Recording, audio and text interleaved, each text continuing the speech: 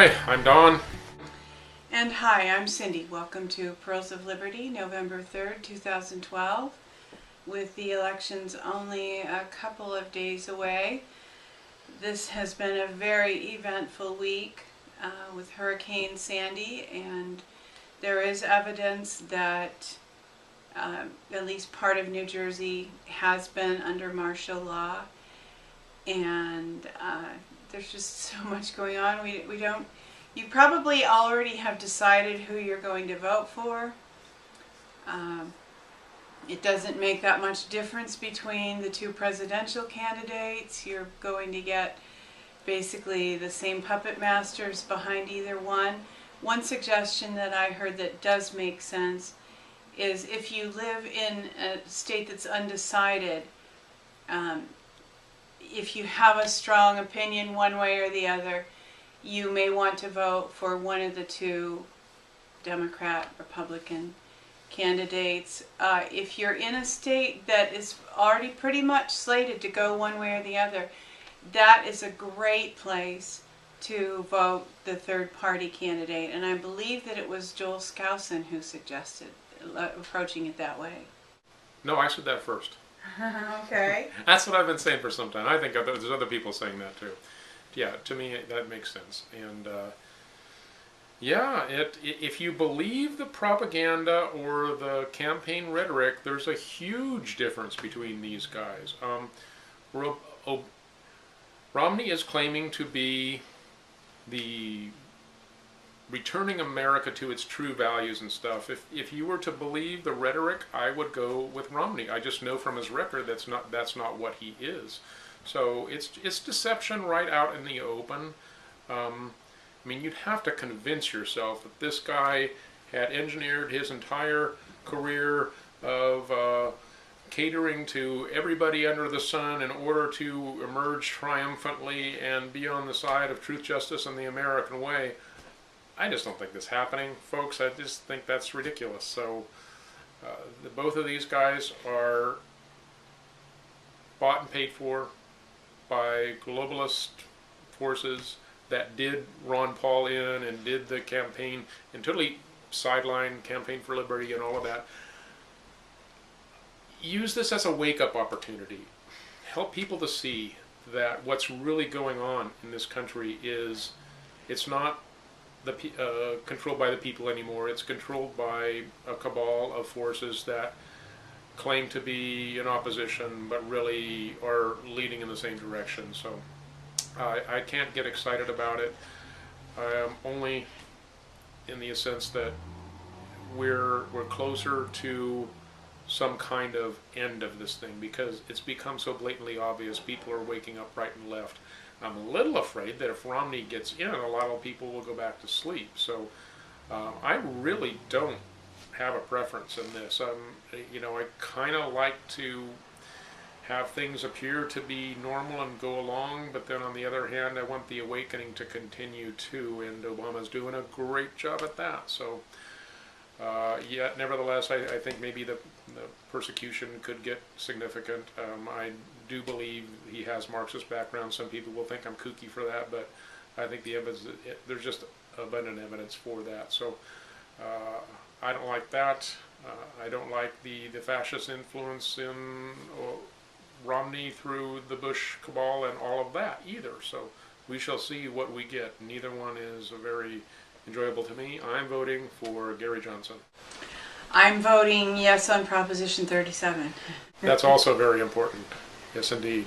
There's an interesting blog just came out today. John Rappaport was on a call that was exposing some the Yes on Prop 37 people did a press conference in which they announced that there was an investigation by the FBI into the No on 37 people who have been putting out lots of ads with FDA seals and all kinds of official sounding and official looking statements saying this was bad when the agencies involved said nothing of the kind, etc. It's this fear campaign that that it doesn't make sense and that it's going to make your food prices go up. all disproven in other countries, etc.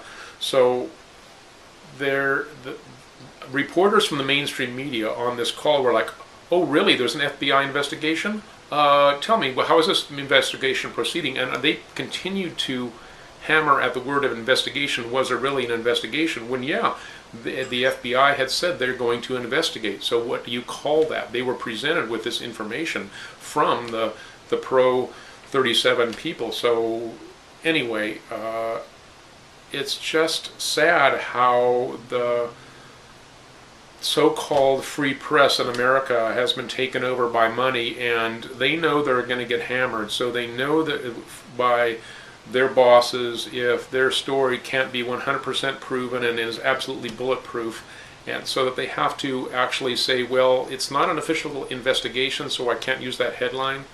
I mean, it gets ridiculous, folks. These people are doing things that are blatantly illegal in trying to convince people to vote no on this thing, and we can't even get reporters to expose that. So vote yes on 37. Yeah, please, if you're in California. And there's a Dr. U video that addresses all of the questions raised by, or most of the questions raised by the No on 37 commercials, and we will put that among our information on our website, and we'll provide the link on YouTube as well. So this week feels like it will be a deciding moment, a tipping point. It may not be. That may come, you know, a dramatic change may come days or weeks or even longer after the election. We don't really get into astrology, but there are some planetary forces that are similar to what was happening at the time of the Bush-Gore election. So some people who are into astrology are suggesting that we won't have a clear outcome of the elections. And of course, just knowing what we know, there's a strong possibility that election results will be tampered with, following that, disputed, etc., etc. So we'll see where all that goes. Yeah, I've read a number of blogs that make that point where they're saying they would be surprised if there weren't blatant and rampant election fraud on both sides, and factor into that the whole storm, the Sandy up in the Northeast, and people being out of power, and power outages for many areas will likely last into Election Day, just 2 days from now. So these are people that are going to be going into some serious stages of how do I survive, and that could get out of control. I feel pretty removed from it here in California, so I can't really say, but that to me lends increasing likelihood to the idea that this storm was a planned event, and that there may be some things that happen on Election Day to push people over the edge and start rioting or other events that can be used as a pretext to come in and bring government control and that type of thing. So we're on the edge of something. We just don't know what it is, and it might have to do with that hurricane. It's over now. There was significant damage, but the aftermath may be significant too. Well, you may feel removed from that, but anybody who follows HAARP is aware that HAARP activity is aware that California is getting beamed pretty big time right now. So some people are anticipating an earthquake, which kind of raises the question, unless they want to just stop the election. If the election were to go on, you know, it would, if Californians couldn't vote, that would probably benefit Romney as opposed to Obama. Yeah, I said last week that it seemed odd to me that the geoengineering of Hurricane Sandy going into the Northeast would help Obama that much, since a lot of those states are going towards him anyway, and it's not really going to change things in the heartland, which is more going for Romney. So it's hard to figure out motives for all of this stuff. I just go back to this, that I know that these guys, these controllers, operate on the premise of order out of chaos. So what you've got is you've got two mafia gangs creating chaos, and then they're going to argue about who gets to create the order out of that. So they agree on creating chaos. And it's not like one guy tries to disrupt the other guy's turf. It's like both factions disrupt everyone's turf, and they both try to pose as the savior once the dust clears. So that's what we're looking at here. And you've heard us talk before about Patriot Groups, and there was a Cobra video that I happened to watch this week. And I don't typically follow Cobra. This is really the first Cobra video that I have ever watched, but I take it with a grain of salt because it's about off-world elements helping the people on Earth fight the cabal. So, you know, I don't just swallow that pill whole. But he did say some things that struck me as being true. He was talking about how he's referring to the event that there's going to be a moment in time when there's a shift and the evil powers are relieved. And by that, I don't mean relieved, I mean taken out, removed. It's probably a more accurate word. And he said that in preparation for that, there have been various liberty groups who had been looked to as potential people who would be able to step in once the official U.S. government was, issues were addressed.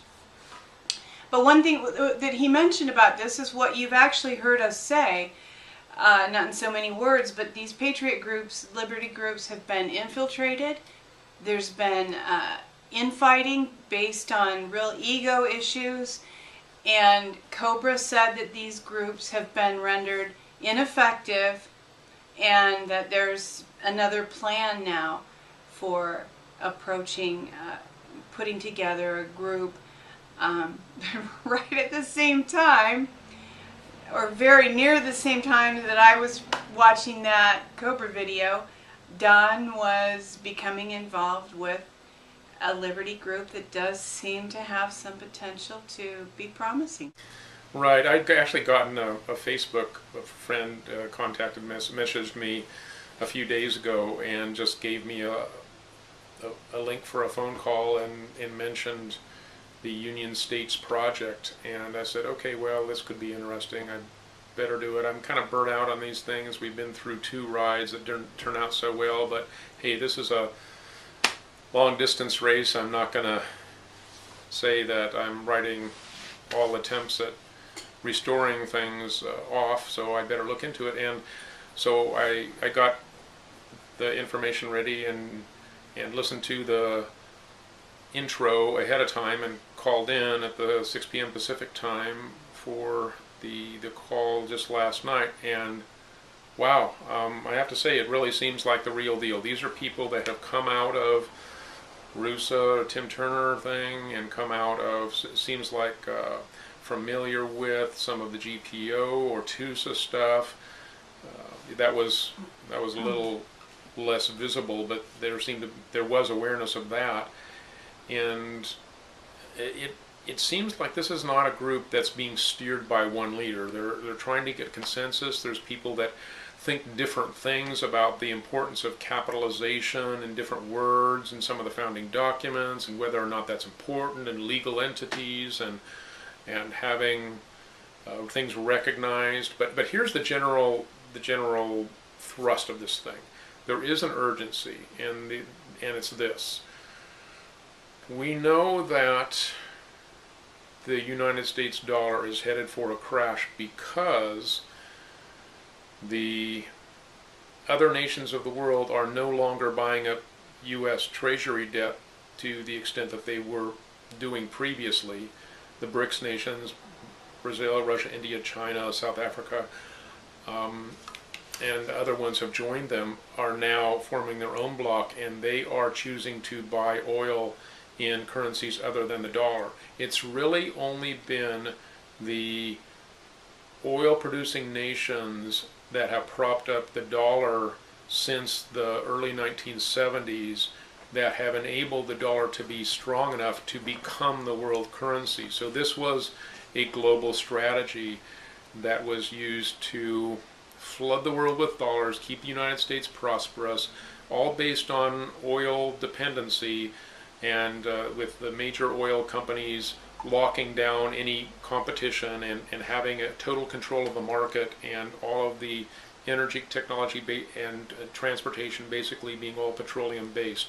So that is about to collapse. Not the petroleum addiction, but the dollar backing of it. So, and that has actually been intentional, and it's coinciding with the end of the 100-year term of the Federal Reserve. These guys know and are about to create a chaotic condition in the United States. But here's the point, that when things begin to fall apart here, the military is ready to stand behind a government of, by, and for the people, but they realize at this point that the government that we've got is not that government, that this government is not constitutional, not even close. And if there is not a lawful government in place when the collapse happens, then United Nations forces will come in to restore order, and the US military is duty bound to put down insurrections.